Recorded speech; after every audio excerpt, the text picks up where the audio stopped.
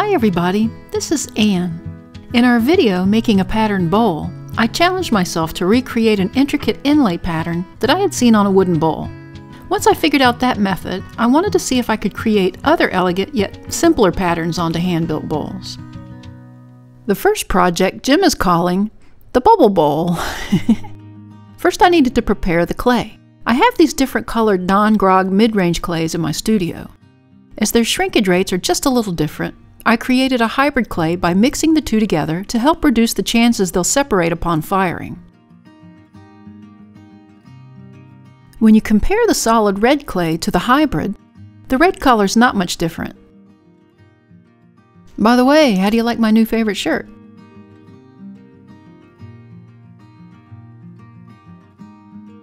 With the hybrid red clay, I rolled out a small 3/8 inch slab. You can see that cool marbling. With the white clay, I rolled out one 1/4 inch slab. I removed that, then I also rolled a 1/8 inch slab and set that aside for now. Back to the 1/4 inch slab, I used this 6-inch plastic pitcher top to gently mark my target area. I then laid a piece of plastic wrap over the top. For the circles, I found these round tops from various household items and made sure they had at least one hole in the top for air to escape. I simply started making random punches over top of the plastic all the way through the clay. The plastic helps keep the clay from wedging into the punches.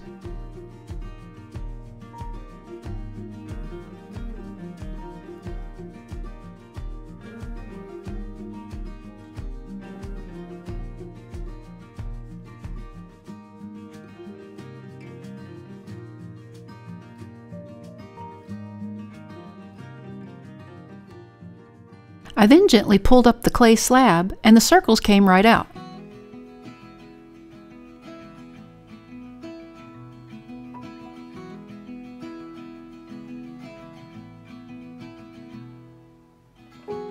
Now I put that to the side and laid down the 1/8 inch slab. I used a plastic grout spreader to score the entire top of the slab. I dampened this with a sponge. I laid the 1/4 inch slab back over the top of the 1/8 inch, and I pressed them together so the two would join and create this new slab.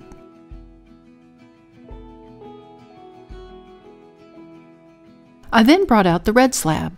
I placed a piece of plastic wrap over it and cut out the circles to match the ones that I had cut from the white slab.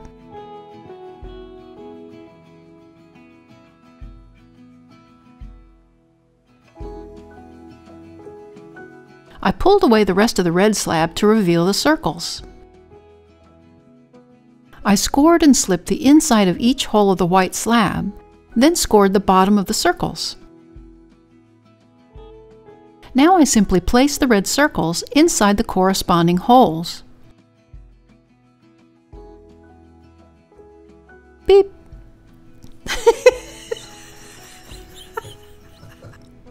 Isn't that cool?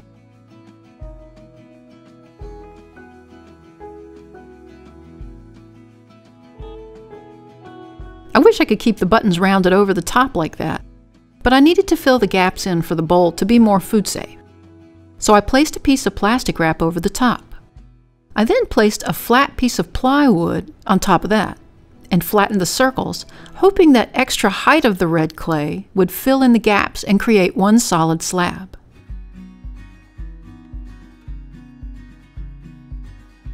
Now that looks good. Now I placed the plastic 6-inch lid over the piece and cut it out.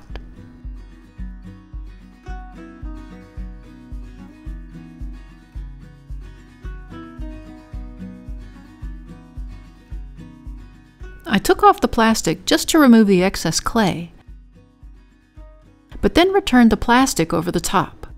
I then placed the slab into this styrofoam half sphere and worked it down to the bottom with the flat part of my hands so it would conform to the shape.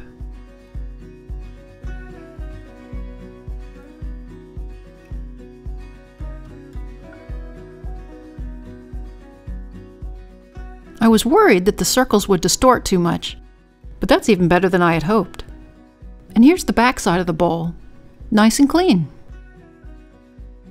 I only had to do a little bit of cleanup with a damp sponge when the bowl was bone dry, but it fired up great with no major gaps, so I'm very happy with that.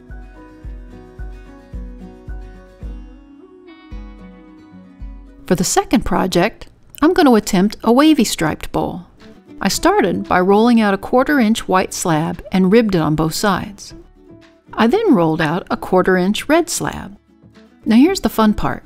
I used this quilting rotary cutter with a wavy blade to cut the clay into random strips. The rotary cut right through it like butter.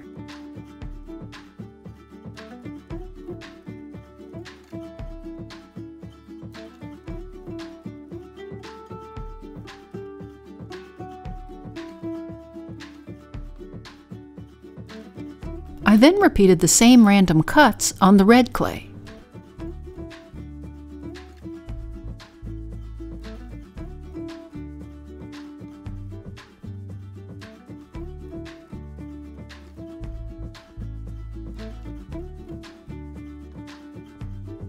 Now for the construction.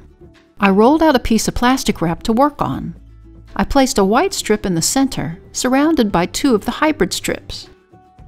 I scored and slipped them and butted them together, trying to get a nice seal, yet trying not to contaminate the white strips with the iron from the red clay.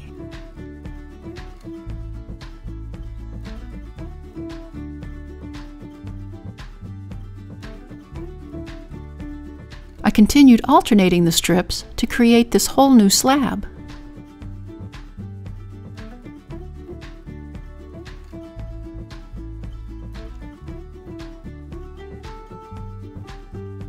I then put a clean piece of plastic wrap back over the slab.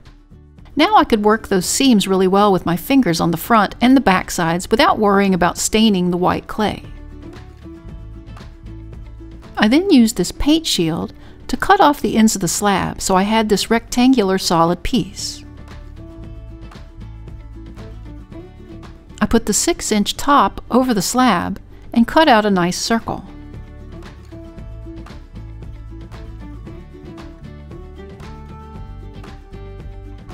I removed the excess clay, then slumped the circle down into the styrofoam half sphere like I did on the first bowl. Again, I had a little bit of cleanup with a damp sponge when the clay was bone dry to remove the red iron from the white clay. But it fired up great in the kiln, and I love the wavy pattern on the front that extends all the way to the back of the bowl. Finally, this is Jim's idea. He wanted to see if we could create a zigzag bowl. With a plastic placemat, he drew and cut out the teeth for a template. As I wanted to use an X-Acto to do the cutting for this, I thought it'd be better to work on a piece of plywood. I rolled out a 1/4 inch slab, then carefully cut out the zigzags.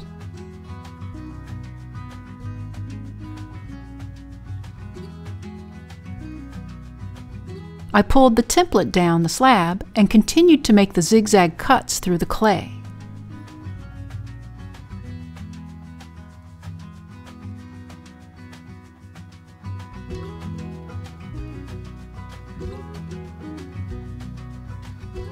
I repeated this over the surface of the 1/4 inch red slab.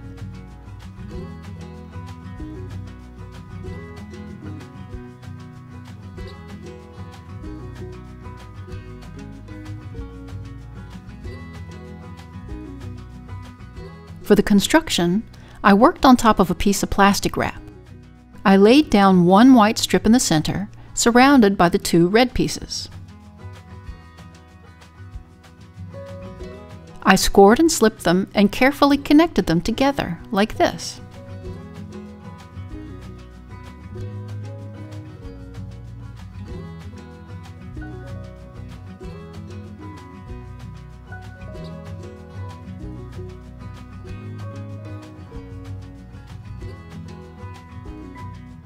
I continued this process until I had a big enough slab for the 6-inch lid.